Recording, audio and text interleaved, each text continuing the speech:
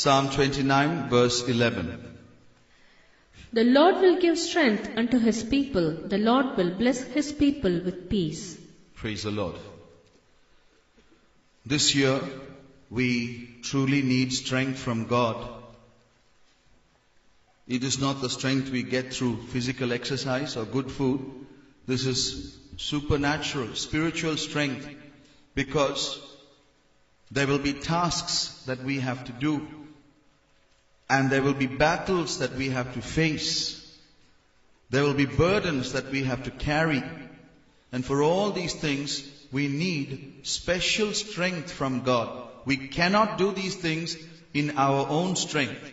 If you try to face the coming days with your own strength, you will miserably fail. If you face the trials of your life with self-confidence, you will fail miserably.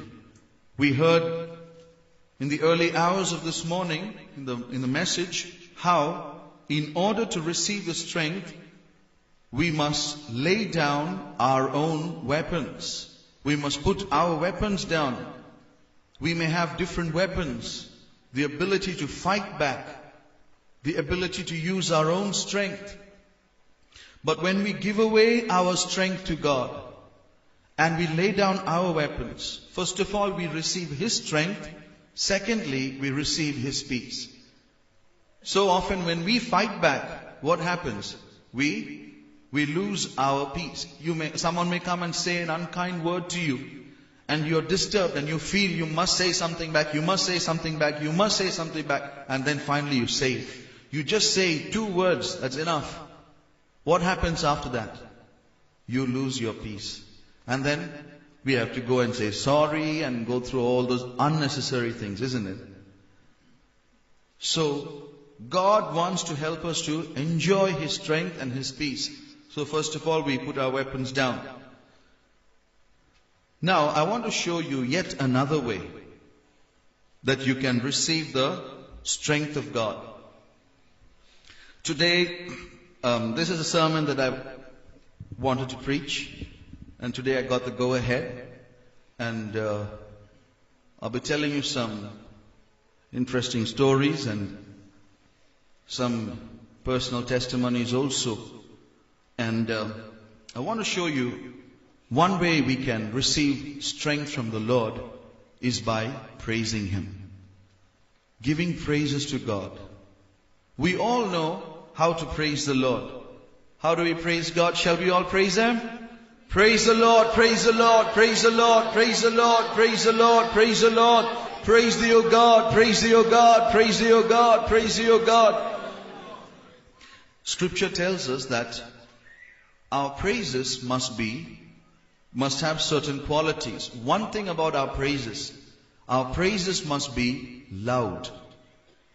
If you turn to Ezra chapter 3 and read verse 11, when we praise God, we must praise Him aloud.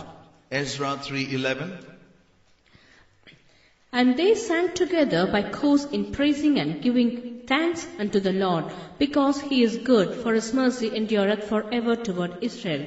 And all the people shouted with a great shout when they praised the Lord, because the foundation of the house of the Lord was laid. The people, when they were praising God, they shouted with a great shout. Some people don't know how to praise God aloud. You can see their lips moving, and you can hear nothing. You remind me of a goldfish in a fish tank. You can see the mouth move, but you can hear nothing. We don't want to give soft praises to the Lord.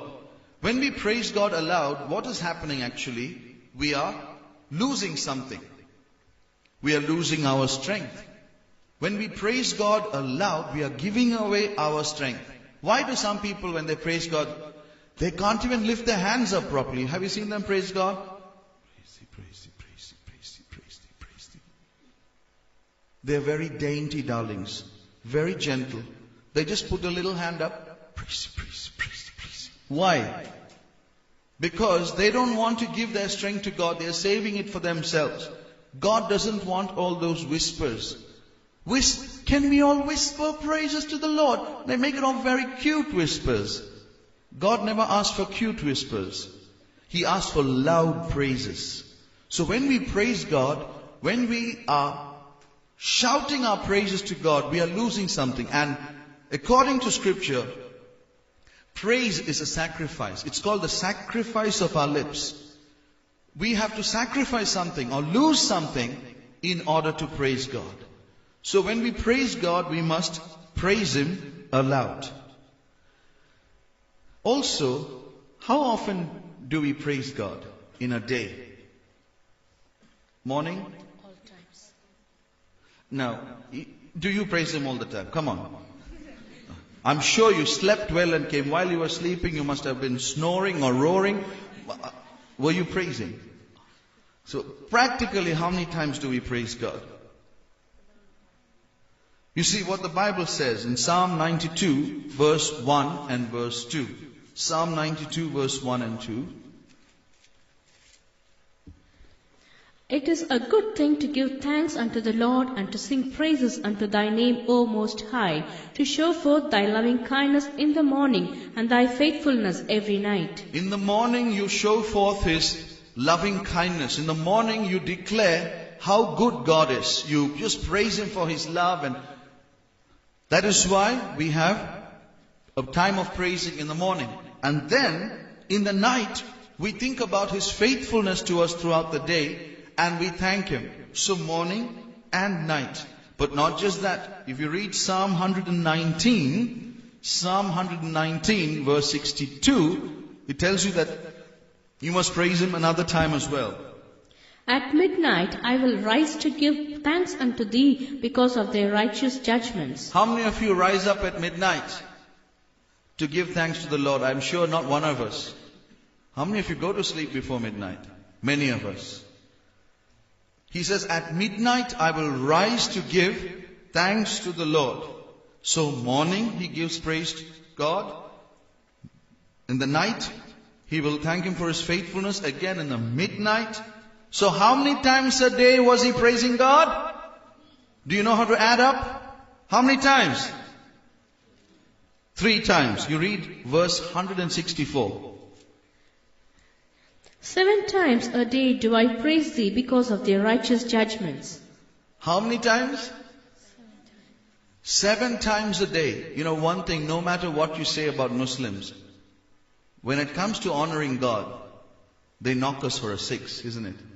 It doesn't matter whether they are in the airport or in a coffee bar or in the middle of a traffic jam. When the time comes, they spread the cloth, bow before their God, and they don't care who stands next to them. But what do? We are ashamed of praising God. We are afraid of praising God. We are embarrassed to praise God. 7 times a day, says the psalmist.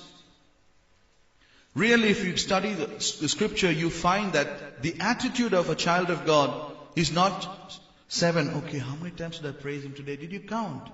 I think 6. Okay, once more. 7, and stop with that. It's not like that. The attitude is never ceasing to praise Him. Sister Jason's answer was correct. We always praise God. Our whole attitude, it's not just with the lips. Our whole life must be a praise toward God, an offering towards God. Everything about us should be bringing glory to God. Everything we do should bring glory to God, not just our lips. And when things go well, we naturally praise God.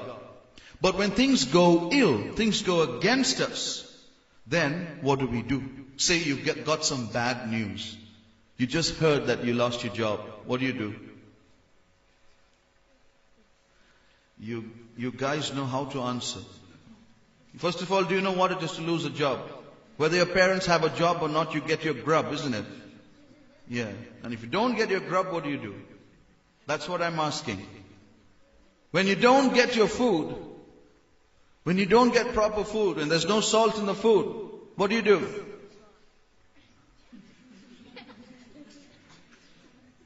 I'm not asking you the answer. I'm asking you, what do?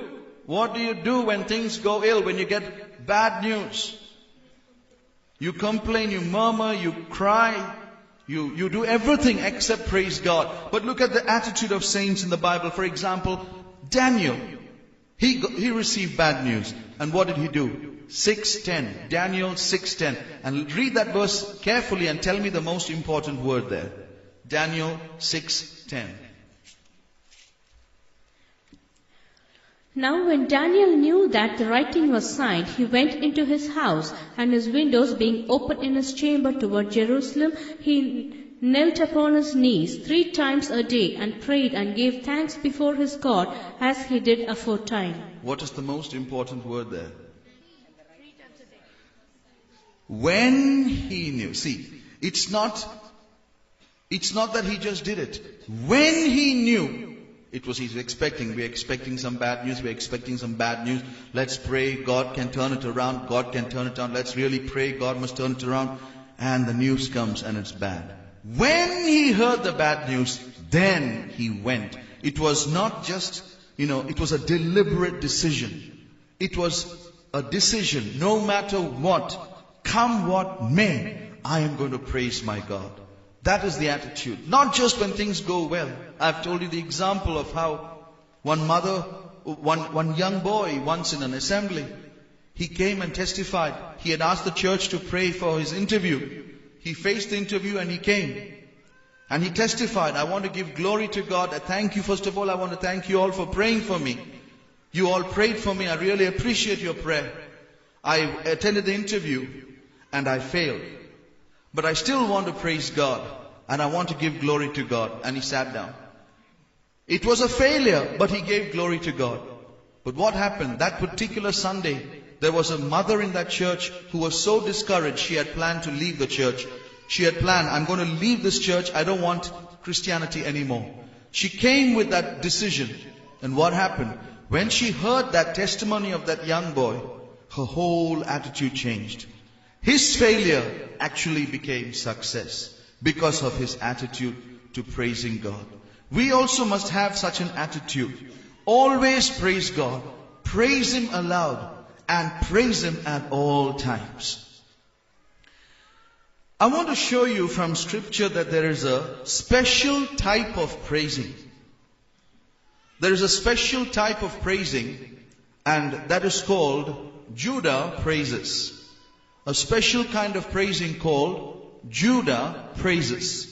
If we turn to Genesis chapter 49, Genesis chapter 49, and read verse 8 and verse 9. Judah, thou art he whom thy brethren shall praise. Thy hand shall be in the neck of thine enemies. Thy father's children shall bow down before thee. Judah is a lion's whelp. From the prey, my son, thou art gone up. He stooped down, he couched as a lion, and as an old lion. Who shall rouse him up? We read here about Judah. First of all, among all the other people, he is the one who is praised. Judah is praised by his brethren. Then he says, your hand shall be in the neck of your enemies. Meaning God is going to give Judah the victory. Thy father's children shall bow down before thee. And then he says Judah is a lion's whelp, meaning a young lion. And let me read another translation. It's called the Living Bible. In the Living Bible, verse 9 is translated like this, just that one part. Judah is a young lion that has finished eating its prey. You can imagine a young lion just licking his lips, just finished a huge meal. He is satisfied. He is now ready.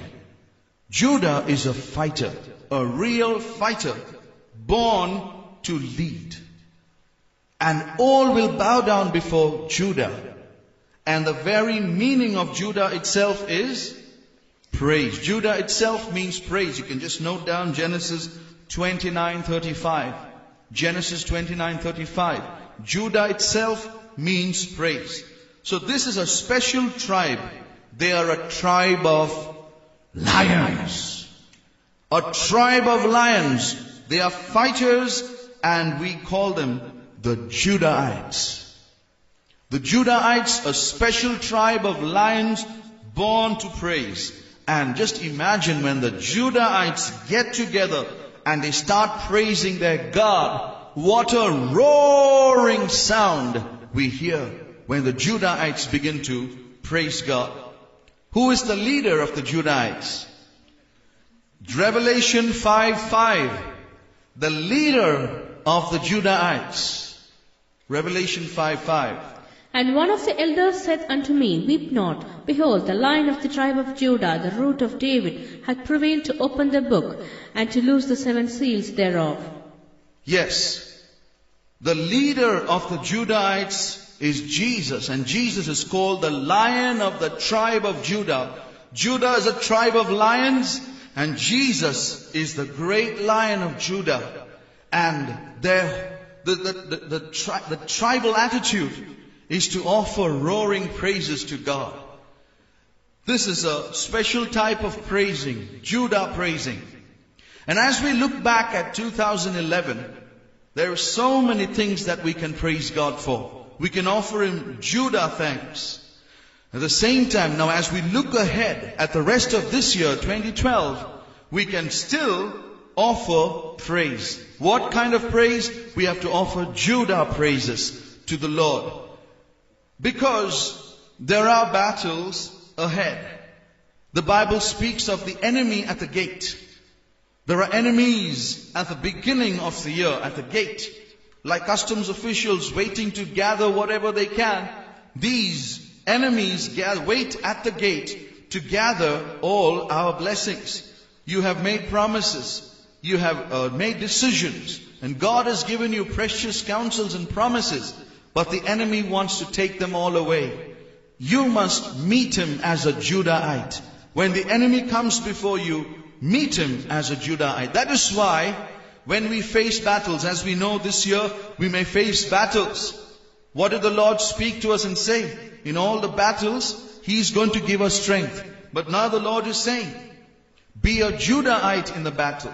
That is why, if you trace many of the Old Testament battles, when the leaders went up to God and said, God, the enemy is coming to us. What should we do? Do you know what the Lord said? Who remembers? Does anyone remember? When they were facing a battle, the Lord gave very clear instructions for a few battles. He said, let Judah go up first. The Lord sent the Judahites first. Let Judah go up first. Meaning, spiritually, when battles come before you, the first thing you do, you go and praise the Lord. If you don't know what to do, just praise the Lord. Just lift your hands and lift your praises to the Lord. Because He is the Lion of the tribe of Judah. And as you offer Judah praises to the lion recognizes the sound.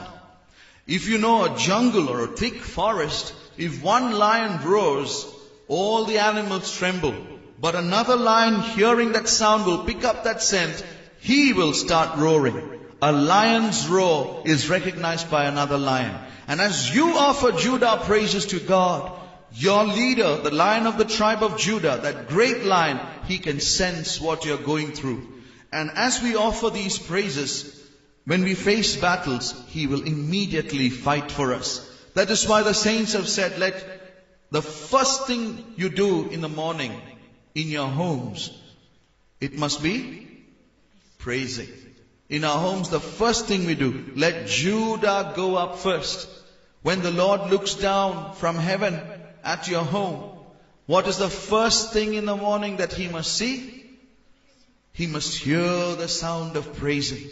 The fragrance of praising, the sweetness of praising, the power of praising. That must be the sound that goes up. When I was a little boy, my mother had a problem getting me out of bed for praising. I still remember the story she used to tell me. You don't know the value of praising. And she told me the story of a family in church. It was a family facing many problems. And they prayed and the problems persisted. They did so many things. They went to the servants of God. The servants of God gave them counsel, but nothing seemed to work. They fasted and prayed for 3 days. It did not work. Then the servants of God inquired and asked that family, do y'all get together in the morning and offer the Lord sincere, heartfelt praises? They said, not really, we are not regular. Then they thought, now this family needs to be disciplined. Because if you just say, do it, they're not going to do it. You know how it is at home, isn't it? You know, sometimes the husband is sleeping. He says, I prefer roaring in the bed, darling. You leave me. I'll praise God from the bed.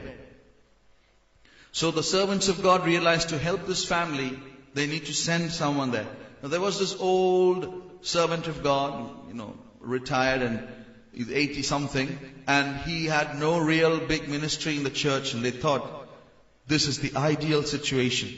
They told this pastor, he's not a pastor, he's an elderly brother, over 80 years old, you have to go to this house every morning at 4 o'clock, and you have to praise God with them. In India, the time we get up in the morning to praise God is 4. What is it here? 6. Well, I hope. So, this elderly brother went to that house. Faithfully, he rode his bike in the darkness with the torchlight. He parked his bike outside the gate and started shaking that gate. And he wouldn't stop shaking it till they opened it. And he said, we have to have praising. He was a determined man. He did not let them sleep. They sat down and started praising God. In 1 week, all their problems were solved. For many years they tried to solve these problems. They wouldn't be solved. In 1 week, all their problems were solved when Judah went up the first thing in the house every morning. When you start offering God Judah praises, when Judah goes up first, God will come down for you. Let Judah go up and God will come down. That is why we recognize the power in praising Him. The Bible tells us about Paul and Silas. They were in prison, but what were they doing? They were praising God in prison. When you praise God in your prison, what does the Lord do? The Lord not only sends you an earthquake to break that prison, but also He saves the jailkeeper. You may be in a prison-like situation. There's a situation that is as a person as well. Very often our prison is created by a person. God not only destroys the prison, He saves the prison keeper also. That is why we recognize the power in the Old Testament. We know the story of Jericho. When the people offered their praises to God, the walls of Jericho, they were so thick they could build houses on top of it. Chariots and cars could ride it. Apparently 10 elephants side by side could walk on the walls of Jericho. They were so thick, and yet by the power of praising, the walls of Jericho came tumbling down. That is the power in praising God. When we faithfully start praising God, this will be our experience. How many families here faithfully have praising in the morning? We used to have praising at home, but we used to, the time was flexible. 4, 4:30, sometimes 5. When I heard the truth about the importance of praising, I think I was probably 15 or 16. I don't know what happened. Something clicked inside my heart. And I thought, in this house, hereafter, we must all get up at 4 o'clock to praise God. So I decided in my heart, Lord, I take the decision. Don't think that, the oldest member in the family has to take the decision. The youngest member may be the one whom the Lord is choosing to wake the family up. So what happened? I said, Lord, from tomorrow onwards, I must be the one waking the family up. So I set my alarm for 3:30. And I woke up at 3:30. I tell you, it was so dark. And I looked at the clock. It was 3:30. And family was faithfully sleeping. And I woke them up praising. Now that's a sound people don't like. All their natures come out. When you wake them up at 3 o'clock, 3:30 and say praising, you're finished, So I chose a nice method. I played a CD of praise songs. My family likes music. And so at 3:30, when you start hearing music, it's like, it's a beautiful dream, isn't it? And my brother, I hope this doesn't get to him anyway, he started stirring in his bed, smiling, rubbing his face and smiling. He liked the sound of music in bed. Oh, it's nice. I increased the volume and louder, and then they rubbed their eyes. I'm sure he thought he was having a visitation from the angels. But it roused him from his sleep, got him up, parents got up. We were down there at 4 o'clock to praise God. And God started blessing us. And I set the alarm. One day I forgot to set the alarm. I forgot to set the alarm. And I woke up with a start. And then I heard my neighbor's alarm go off. My neighbor's alarm goes off every morning at 6:30. I almost broke down. I said, God, I'm sorry. I've been unfaithful today. I did not wake up the family. They also, look at them like buffaloes, just enjoying the bed and sleeping. And God, I failed. I'm so sorry. I got out from bed. I turned the light on and looked at the time, 3:45. I said, what? I forgot to set the alarm. My neighbor's alarm went off. And I found that God was using different situations to wake me up, to wake the family up. How many children want to be a blessing in your homes? Take that responsibility. Get your dad off bed. I know he's the one. Difficult to pull him. You pull him by the legs and pull him down. If he tells anything, just say, I gave you the permission. But you get your family down, literally, and let them start praising God. When we start praising God, we discover many things happening. In some homes, parents, they praise God faithfully. They can't get their children out of bed. You are not a Judahite family. Judahites are different. You go to a Judah family. What do you find in a Judah family? Read 2 Chronicles chapter 20, verse 13. 2 Chronicles chapter 20, verse 13. You see what a Judah family is like. And all Judah stood before the Lord with their little ones, their wives and their children. Wives, children, and little ones. Did you hear that, Brother Jenu? So if Jenu goes as a Judahite, he's really a genuine Judahite. And he takes his wife, and then he takes his children, lovely children, Jothis and Sarah, born to praise God, all the time praising Him. And then what about the little one? You see, children, wives, little ones, everyone, they stood before God. What happened? Why did they do that? Because they were facing a battle. When you're facing a difficult situation, you don't know what to do. It's so simple. There is going to be victory for your whole family when you become a Judahite family. You read verse 13? Alright, read verse 21 and verse 22. How God honors praising in a battle. 21 and 22. And when he had consulted with the people, he appointed singers unto the Lord, and that should praise the beauty of holiness, as they went out before the army, and to say, Praise the Lord, for His mercy endureth forever. And when they began to sing and to praise, the Lord set ambushments against the children of Ammon, Moab, and Mount Seir, which were come against Judah, and they were smitten. That is the power in praising. God gave victory as people praise God and give Him honor and glory. There is great power. There is great deliverance. We're going to praise Him before we continue. Let us sing. There is power in praising Jesus.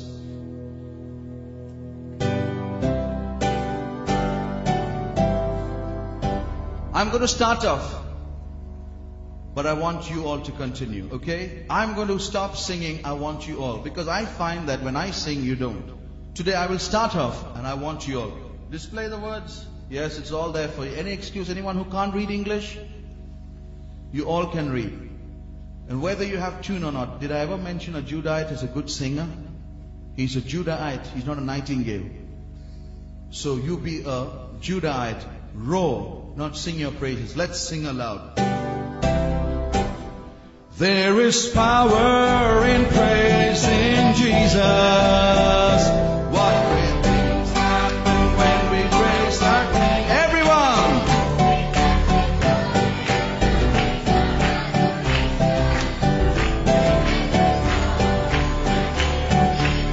This is not Judah. The devil flees.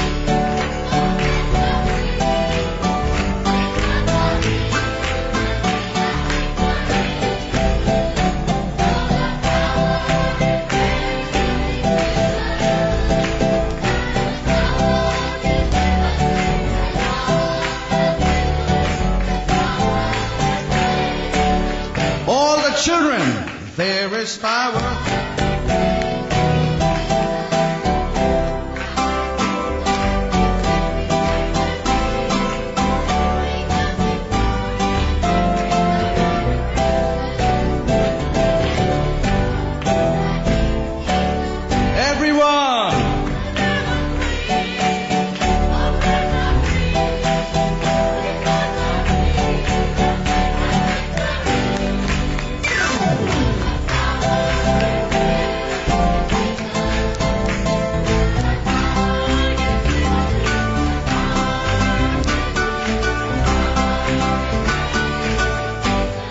Sisters, there is power.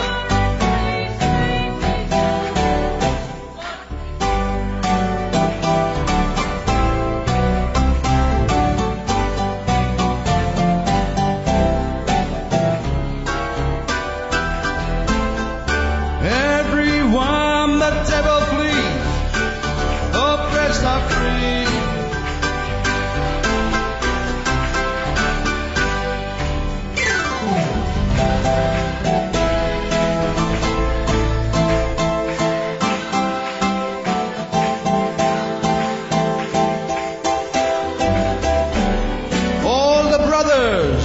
There is power.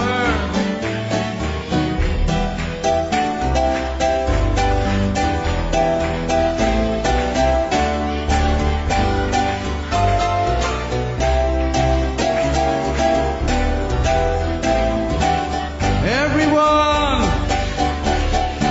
oppressed are free, sick ones are healed, and we have victory. Oh, the power and praising Jesus. That power gives liberty. That power. Oh, the devil flees. Oppressed are free. Sick ones are healed. And we have victory. Oh, the power and praising Jesus. That power breaks victory.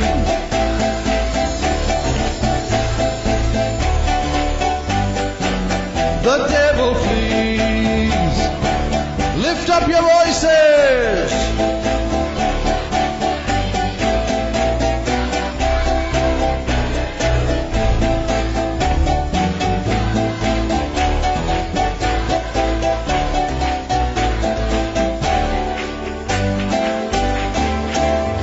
Hallelujah. Praise you, Jesus. Praise you. Let's lift up our voices and praise Him. Hallelujah. Hallelujah. Praise you, O God. Praise you, O God. Praise you, O God. Praise you, O God. Praise you, O God. All the Judahites, roar your praises to the Lion of the tribe of Judah. The Lion of the tribe of Judah. He is worthy. Hallelujah. Praise you, O God. Praise you, O God. Praise you, O God. Praise you, O God. When you're down, let your praise go up. When your praise go up, then He will come down. That's the basic principle. And the Lord will honor your praises. Now, there are two kinds of Judah praises. Judah is the lion. And there are two types or two kinds of these lion praises. One, the praise of the lion. And secondly, the praise of the lion's whelp. The praise of the lion, the parent lion, the powerful lion. And then there is the praise of the lion's whelp. You know what's the lion's whelp? A lion's whelp is a lion's cub. Have you seen a little lion? A baby lion, a lion's cub? It's a cute little thing, like our little children. You know, it's a cute thing. So there is a powerful Judah praising, and there is a cute Judah praising. The praise of the lion and the praise of the lion's cub. Let's just look at these two, because they are both needed for Judahites, for different situations that we will face. First of all, the praise of the lion, or the praise of the roaring lion. This is also called the high praise. A high praise is the praise we use in battles. In the heat of your battle, in the peak of your warfare, you give God the high praise, and you'll be amazed at what happens. Let's just look at that verse before we continue. Psalm 149. Psalm 149, you read verse 6 to verse 9. Psalm 149, 6 to 9. Let the high praises of God be in their mouth, and a two-edged sword in their hand, to execute vengeance upon the heathen, and punishments upon the people, to bind their kings with chains, and their nobles with fetters of iron, to execute upon them the judgment written. This honor have all his saints. Praise ye the Lord. You see, this is called high praise. A high praise, it comes from the deepest part of your heart. A high-rise building will have a deep foundation. It begins from the depths. When you praise God at high praises, it's not just praising Him aloud. It's not the volume. If you think that it's just the sound that produces fear in the devil, remember, the devil can always produce more sound. But it's the depth of your praise. It's from the deep part of your heart, with a grateful heart, with a joyful heart, you are praising your God. Don't worry about anything. You just keep praising high praises. It's a battle praise, a battle cry. That's why they have a two-edged sword in their hand. They are ready for battle. And you can, these praises can be offered in the time of any battle, even sickness. Sickness is a battle. Sickness is a battle. You may be in your bed. What do? Read verse 5. Let the saints be joyful in glory. Let them sing aloud upon their beds. Let them sing aloud. It's a loud praise. It's a high praise. Even when you're in a sick bed, you can praise God. I remember when Pastor T.U. Thomas was wheeled out of the UK, Faith Home, we all knew we were seeing him for the last time. He was our chief pastor at that time, and he was being taken away. He was supposed to preach in the London convention, and he was taken away because he was dying. We took him to the Heathrow airport. He flew, and he landed at the Chennai airport. They wheeled him out, and they wheeled him all the way to his room. And the believers and the servants of God there received a dying man. And we were all waiting for the shocking news. And eventually the news came. And this is what we heard. He was in his room, lying in his bed as a dying man. But then what happened?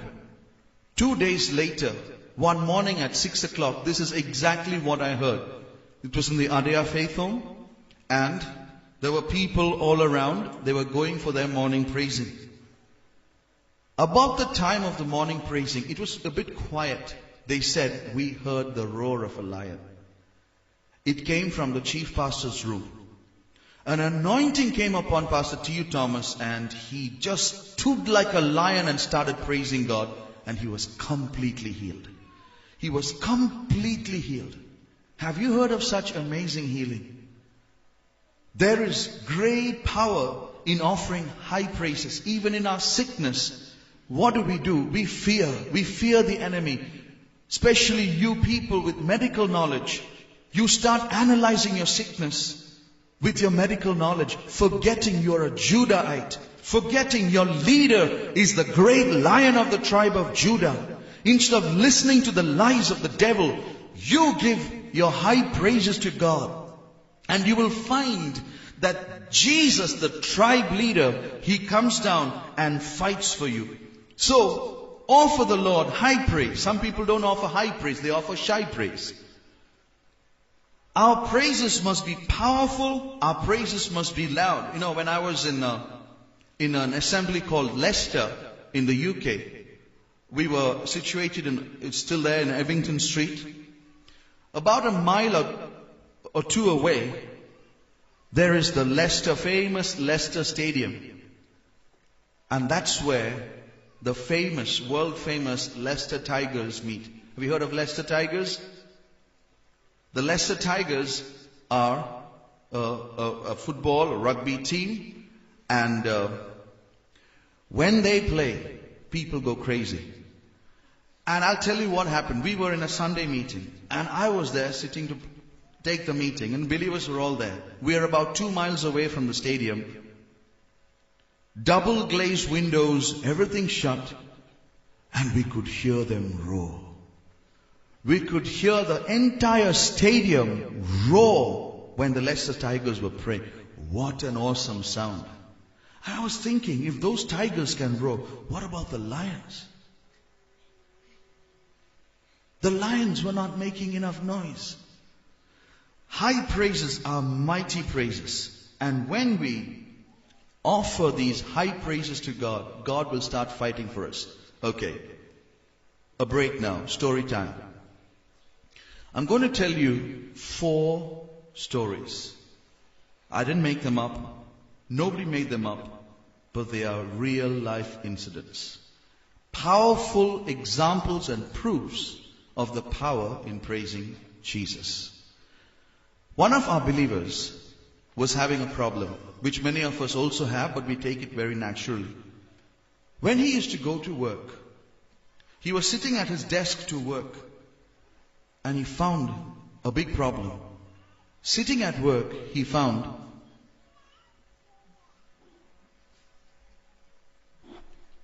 what was he doing? He couldn't keep his eyes open. He was falling asleep all the time. Now, is it unnatural to fall asleep all the time? I think it's most natural, isn't it? After all, he gives his beloved sleep. So, we treat sleep as something natural. But what was happening is, he found he couldn't sit to work. He did not know what to do. He came to the servants of God and he said, "Brother, please pray for me. I think I'm going to be kicked out of my job because I'm sleeping all the time." They did not know what to do. So the pastor gave him a piece of advice. He said, "Go back to your workplace. When you sit there, do this. As soon as you sit there," said, "you just lift your hands and start praising God. Before that power hits you, you hit it." He lifted his hands and he started, "Praise the Lord, praise." He heard a big noise. He opened his eyes, he found his neighbor fallen off the chair.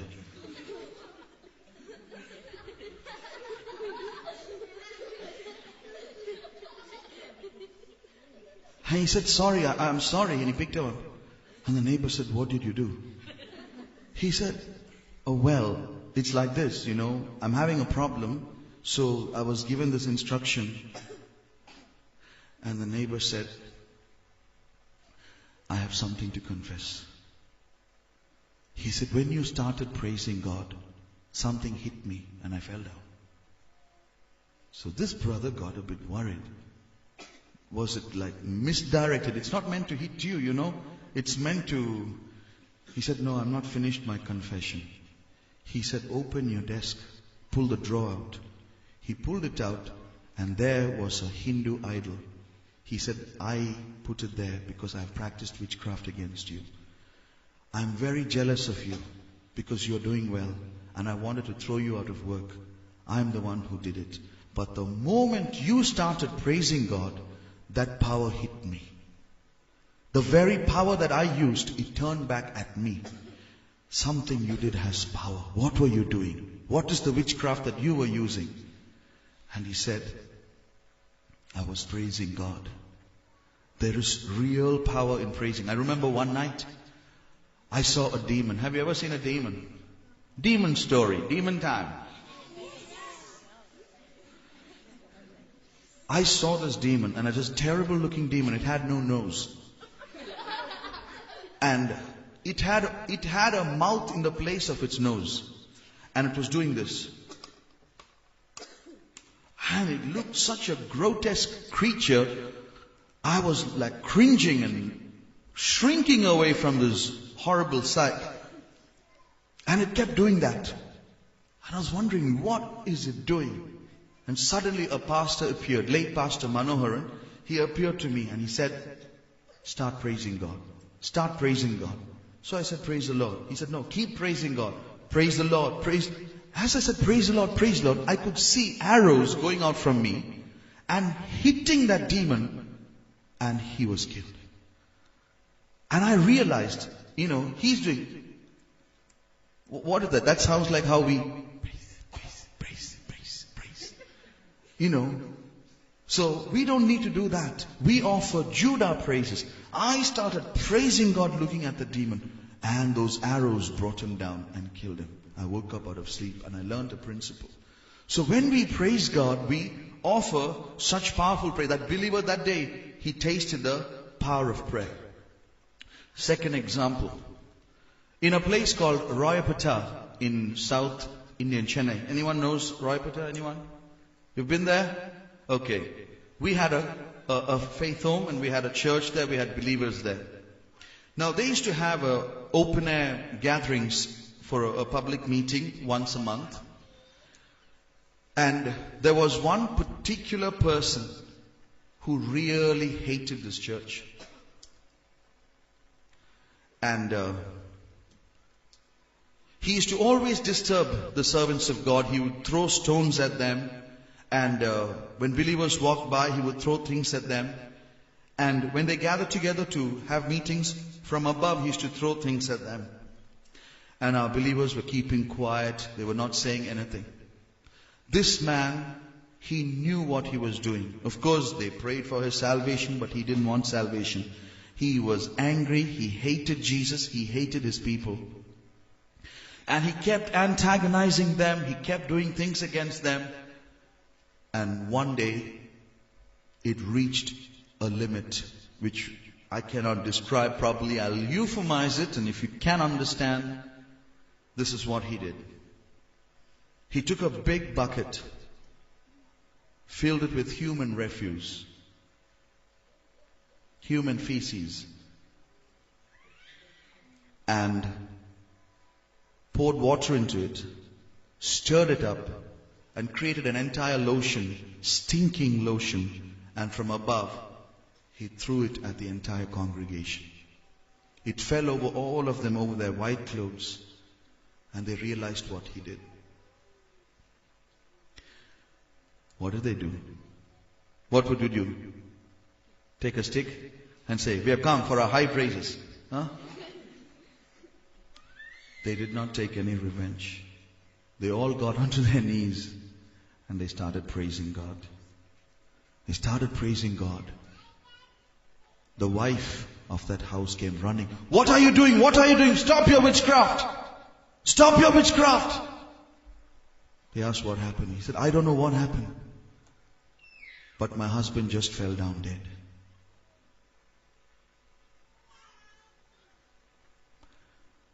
The spirits that he was permitting in his own life, they could not stand the power of the praises.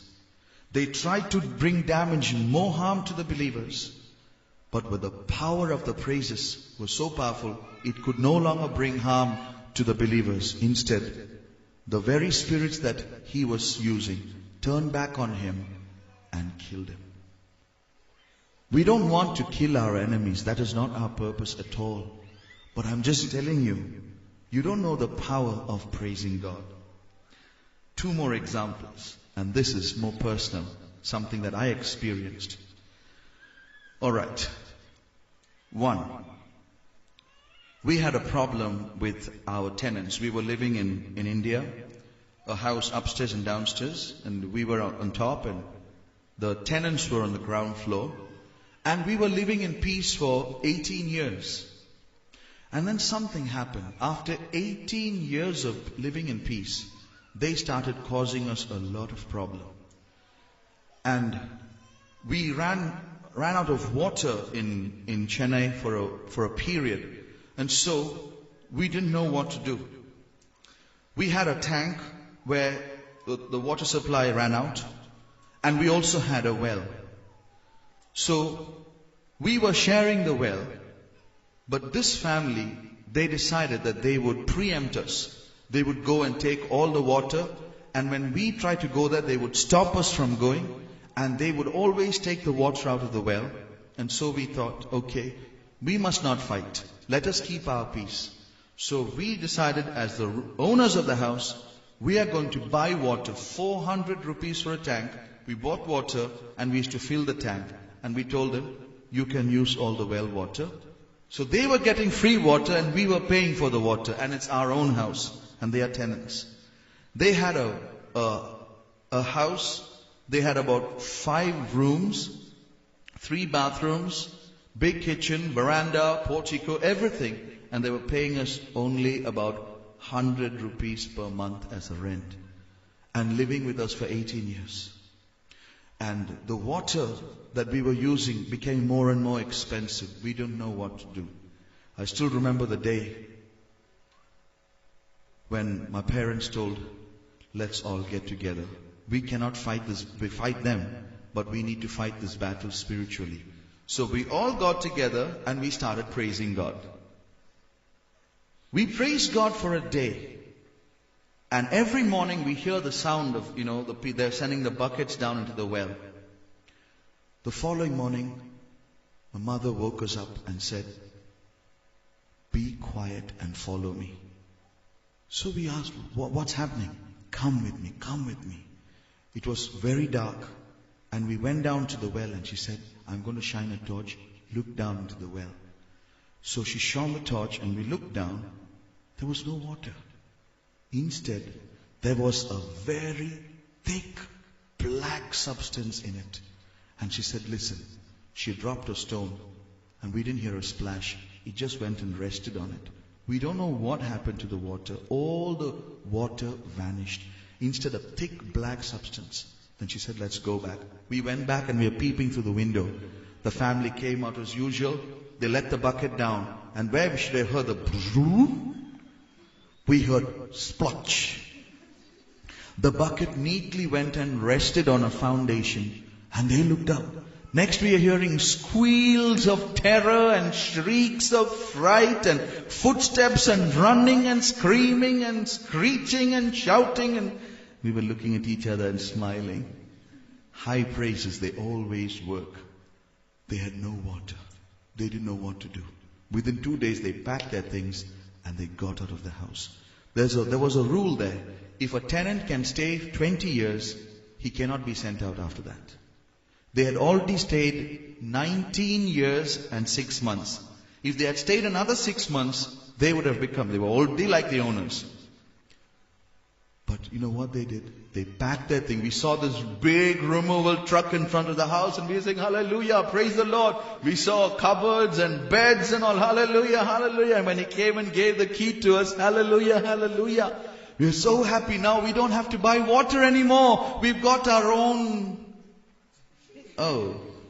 black, what do we do now? So, okay, thank you Lord for sending them away, but then give us grace to drink that thick, splotchy, black mucus, whatever. Next morning, my mother said, shh, follow me. Look, she shone a torch. We looked in. Clear, crystal, beautiful water. How it came, how it went, I know not. All I can say is, we praise God, and God fought the battle for us. I kept the best story for the end. Story number 4 that happened to us. Do you believe in witchcraft? Well,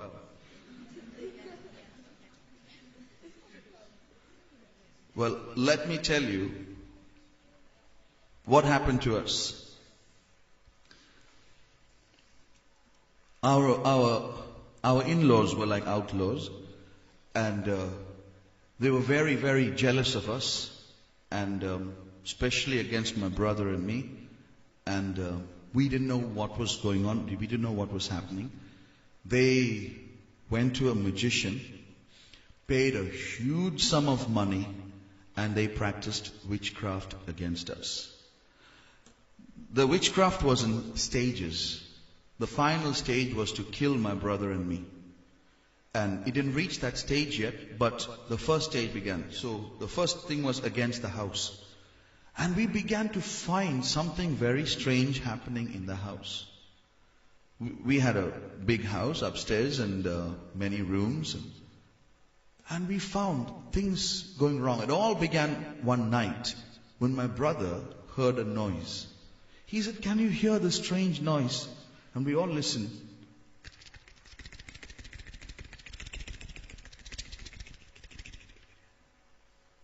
We thought, what is this noise? Where is this noise coming from?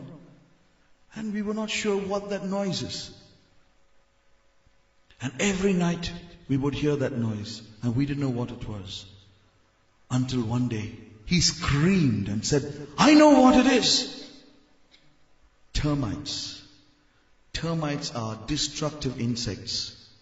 And what happened was this.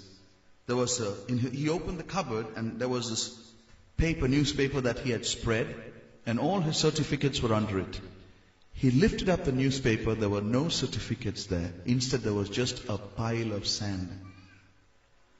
All his certificates had been destroyed. And he screamed, "Mom, Dad, look!" As he pulled, termites were falling out. They had eaten through the cupboard. He said, "Please come and see." And he held the door, and the door came off in his hand. The entire cupboard came off. My father stood on a chair on top of the cupboard. He had kept all his engineering books, his documents, and he looked. As he pulled them all, they all just crumpled and fell. The cover was there. Everything inside just turned to dust, a pile of dust. And we're wondering what's happening. The next thing we know, we could see termite mounds and lines all over the wall. Everywhere, termite lines. We tried to break them. Next day, another place. Everywhere, termites. Our bathroom door was made of wood and everything was on top. One morning, a big gaping hole. Termites have eaten up the wood. We were wondering, where is this going to end? There were termites in the kitchen. Then I discovered there were termites outside in the compound. I remember there was this huge piece of wood that we placed in the garden. Next morning it was missing. The termites had just taken the whole thing down into the earth. There was no garden left. The garden was a huge mound, a termite hill. Termites had come there, and this was a plan to destroy the house. This went on and on and on, week after week, month after month. It reached its peak when one night at 2 o'clock in the morning, my mother awoke with a shriek. And she turned the light on, and we all woke with a start about 2:30 or something. She was pulling her hair, and termites were falling out of her hair. And we looked up, we found termites hanging from the roof, falling on top of us. Even at night we couldn't sleep. We were wondering what exactly is happening. We didn't know what was happening. My exam was 2 months later. I put all my books in a place where the termites wouldn't come. And I used to go and check my books every day. They were safe. One morning I went, I checked, and I found, as I opened the books, there were no pages inside. All my notes were eaten up. How was I going to prepare for the exam? We didn't know what to do. So we went to the servants of God and we shared our burden with them. We don't know what is happening. So the servants of God started visiting us and they were praying with us. And as we started seeking God, one of them had a vision. She saw a magician, an evil-looking man with many charms in his hand, and he was doing things against us. And she asked, "Do you know a particular person like this?" And as she described, we understood who was behind the whole thing. And then she said, they are having a plan. They want to kill the children. Because you are planning to follow the Lord and you are in this Pentecostal religion, they hate you all and they're planning to kill you. So we said, okay, thank you for telling us. Now what do we do? So she said, do this. Go and find out from the world, how do they treat termite problems? So we went about making inquiries, and this is what they told us they do. What they would do to treat it is, the problem is not the termites. There's this queen termite that produces eggs, so many, you cannot wipe them out. So they were saying the queen termite must be found and killed. And how do you go and find the queen termite? There's no way. So what you do is, you have to inject a special medicine every meter in the wall. All over your house, you start injecting medicine. Walls, ceilings, floorboards, everywhere, inject this medicine. The medicine will spread and kill the queen termite. And the termites will slowly be wiped out. And we asked them, how much does it cost? They said the present cost is 17,000 rupees. So we came back and told the servants of God. We were told that it is 17,000 rupees. So we were told, all right. One praise is 1 rupee. I said, what does that mean? Said, we are going to give the money to God, not to man. All of you must offer 17,000 praises to God, starting from today. We were in the peak of the battle with termites. And we decided that day we're going to start offering high praises. How many of you have praised God counting? I started praising God. And it was not like, praise. It's not like that. Praise the Lord, praise the Lord, praise the Lord, praise the Lord. So I used to do this. Praise the Lord, praise the Lord, praise the Lord, praise the Lord, praise the Lord, praise the Lord, praise the Lord, praise the Lord, praise the Lord, praise the Lord. How many is that? 10. Then I did again, praise the Lord, praise. Then finally, is it 60 or 70? So I thought, okay, let me do it this way. I found a calculator there. 1 plus and equal to. You keep pressing equal to, do you know what happens? It goes up by 1. Praise the Lord, praise the Lord, praise the Lord, praise the Lord, praise the Lord, praise the Lord, praise the Lord, praise the Lord, praise the Lord. Not because I didn't want to give too many, but I didn't want to give too little.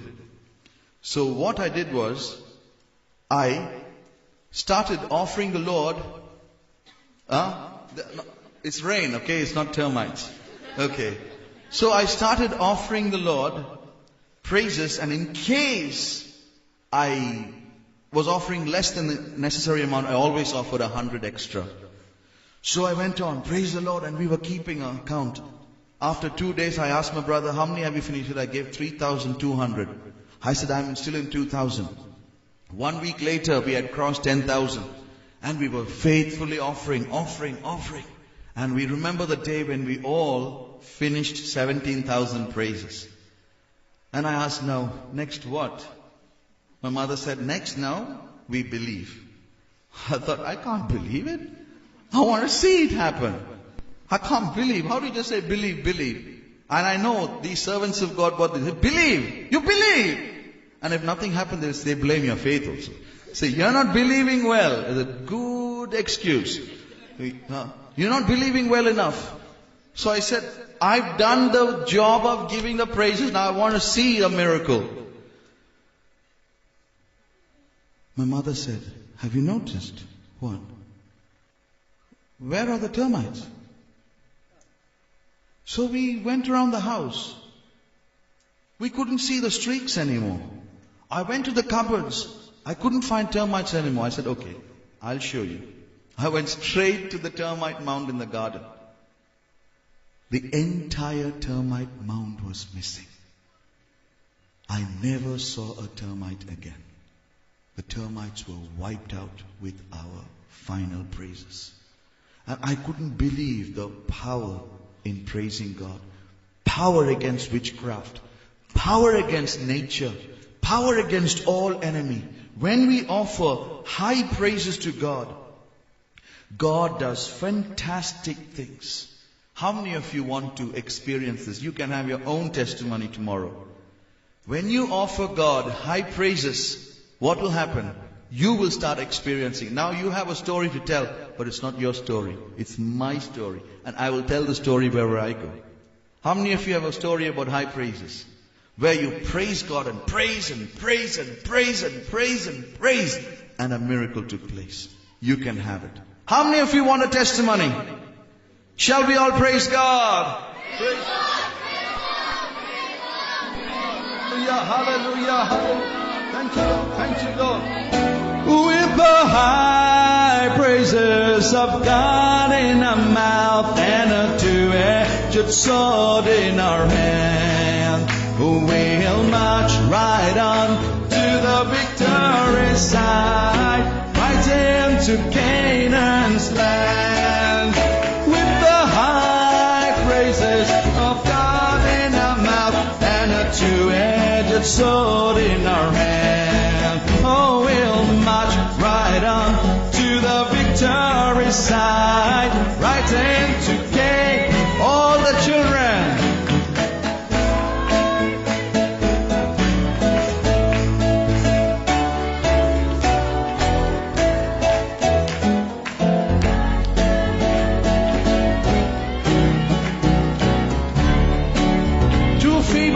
All the parents, oh, with the high.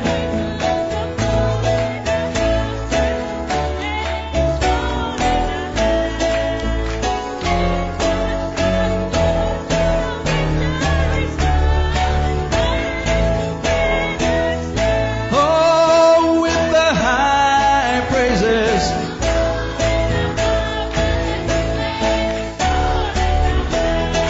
Is it too high? Too high? Alright, let's sing higher. With the high praises of God in our mouth and a two-edged sword in our hand, oh, we'll march right on to the victory side, right into Canaan. Let's go higher. With the high praises of God in our mouth and a two-edged sword in our hand, oh, we'll march right on to the victory side, right into Canaan. Even higher. With the high praises of God in our mouth and a two-edged sword in our hand, we'll march right on to the victory side, right into Canaan's land. Oh, with the high praises of God in our mouth and a two-edged sword in our hand, we'll march right on to the victory side, right into Canaan's land. Judah, shall we all praise God? Thank you, Lord. Thank you, Lord. Thank you, Lord. Thank you, Lord. Thank you, Lord. Thank you, Lord. Hallelujah. Hallelujah. Praise you. Praise you. Praise you. Praise you. Praise you. Praise you. Praise you. Hallelujah. Hallelujah. I can still see the goldfish. Praise, praise, praise. Judahites, give your strength to the Lord. Psalm 29:1 said, give your strength to the Lord. I didn't know how to praise God. I was also one. I used to praise God like that. I didn't know that we were saving our strength whenever we did that. But when you start praising God, praise the Lord! Praise the Lord! You lift up your voices and you give God the best of your strength. What happens? Of course, your diaphragm expands and you can have a loud voice also. But you're giving your strength to the Lord and you start experiencing the strength of God. So, hereafter, lift your voices up, lift your praises, and give the Lord high praises. High praises are powerful praises. The second kind of the Judah praise is the praise of the young lion. This is the young lions or the lion's whelp or the lion's cub. If the praise, the first kind of Judah praise, the praise of the lion is called high praise. The praise of the young lion or the children of the lion is called perfect praise. You read Psalm 8 verse 2. Out of the mouth of babes and sucklings has thou ordained strength because of thine enemies, that thou mightest still the enemy and the avenger. Out of the mouth of babes and sucklings, God is ordaining strength because of the enemies. Because He's going to silence the enemy and the one who is taking revenge. The enemy, the one who wants to take revenge, is coming. And God wants to silence the enemy. He wants to still the enemy. What does the Lord do? Out of the mouth of babes and sucklings, God is producing strength. Now, how do we know that this strength is a Judah praise? Can someone tell me how? Out of the mouths of babes and sucklings, thou hast ordained strength. How do we know that this refers to praise? And in fact, it is perfect praise. Babies cry and disturb the meeting. That's perfect praise. I just heard that. I'm going to prove it to you. Before I prove it, can you prove it? Ordained strength. I'm going to say that strength is praises and it's perfect praises. I'm going to prove it. Before I prove it, can you prove it? Anyone?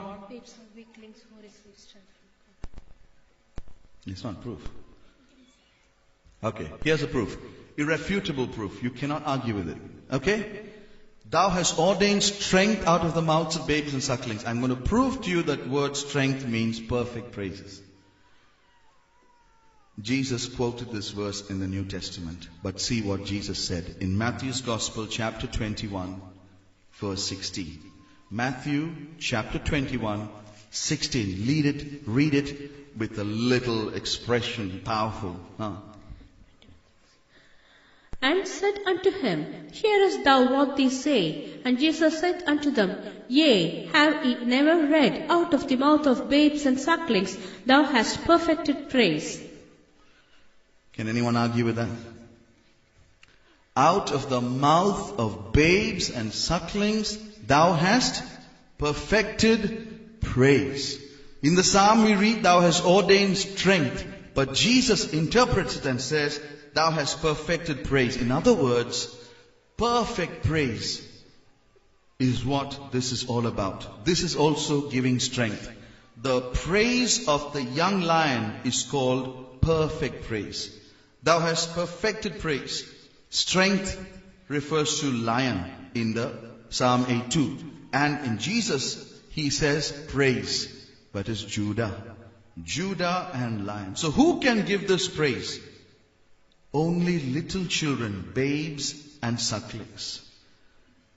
Now, adults also can give this praise, but if you want to give this praise to Jesus, you have to become like a baby.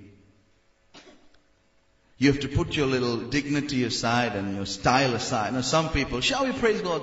Hallelujah, praise God. Amen, hallelujah, praise the Lord. Now, what is all that? That's all stage drama. Worship leader. Go for 2 hours to a beauty parlor. Do I look good enough? Is my lipstick right? My hair is right? Okay, right. Hello everybody. Shall we praise God? What's that? You're taking all the glory for yourself. It's not about ourselves. You become a babe. You become foolish like David. He lost his dignity in praising God. He didn't care what others said. Out of the mouths of babes and sucklings. See, when Jesus was riding into Jerusalem on a donkey, who shouted Hosanna? My Bible says the adults shouted. You read Matthew 21, verse 9. And the multitude that went before and that followed cried, saying, Hosanna to the Son of David. Blessed is he that cometh in the name of the Lord. Hosanna in the highest. Hosanna in the highest. Who shouted? What did you read? The multitudes, the people, the adults. When all the adults shouted, Hosanna! Come on, let all the adults here shout Hosanna. 3, 2, 1, go! Hosanna! That's a loud noise. When all the adults together shouted, Hosanna! What was the result? we read verse 10. And when he was coming to Jerusalem, the city was moved, saying, "Who is this?" When the adults shouted, "Hosanna," the whole city was moved. But when the children cried, "Hosanna," let the children cry, "Hosanna."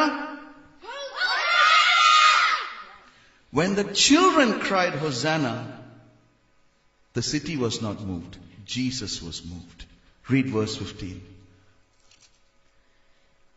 And when the chief priests and the scribes saw the wonderful things that he did, and the children crying in the temple and saying, "Hosanna to the Son of David," they were sore displeased. They were displeased. And it was then that Jesus replied and said, verse 16. And said unto him, "Hearest thou what these say?" And Jesus said unto them, "Yea, have ye never read, Out of the mouth of babes and sucklings thou hast perfected praise." Jesus defended all the children. I'll tell you one thing, you touch any of our children, Jesus is going to fight for them. Yeah, man, yeah. All these big shots there, chief priests and, they were all getting very upset with the children, because the children, when they shout Hosanna, it's a bit, ultrasonic. It disturbs the eardrums. They were screeching their praises, and they said, "Can you stop it? Stop all the noise." And Jesus said, "What? You're stopping that? Perfect praise comes from them." Jesus was moved. When the adults praised him, Jesus was not moved. Only the city was moved. Babes and sucklings, what do they speak of? Of course, our children, they're kind of not babes, but they're very big babes. But these babes and sucklings, what we really understand, the spiritual meaning of it, is a babe and a suckling. What do we understand about a babe and a suckling? It speaks of weak, helpless, and total dependence on Jesus. A weak, helpless believer, clinging to Jesus for life. Many of our believers are very weak, except when you touch them. When they are touched, that weakness is changed and the strength comes out. But that's not the Judah strength of the lion. That is their own unsanctified nature. Their own nature comes out. See, you have not given up your strength. You're still having a strength to fight for yourself, to defend yourself. When we are touched, we defend ourselves. We have our own strength. We are not babes and sucklings. We are not helpless. But what happens when we become weak and helpless?